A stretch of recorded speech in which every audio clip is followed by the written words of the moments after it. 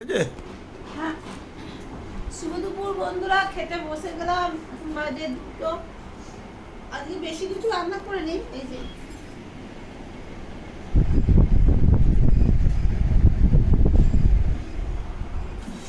একদম গরম ভাত, একটু আগে ইন্ডাস্ট্রি ওভেন থেকে নামিয়েছি।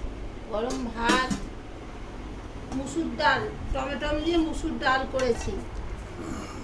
দেখো ডালটা কালারটা খুব সুন্দর হয়েছে।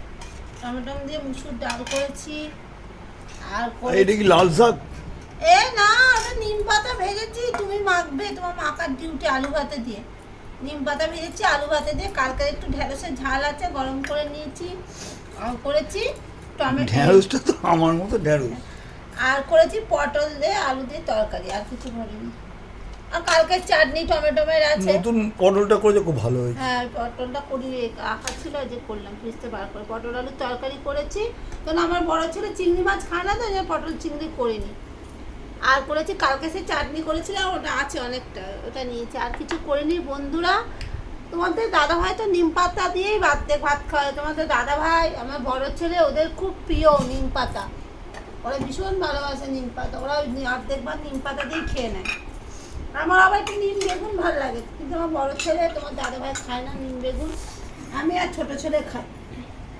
তা আজকের মেনুটা আমার কেমন লাগলো আপনারা কমেন্টে জানাবেন। ঠিক আছে, রাখছি, টাটা।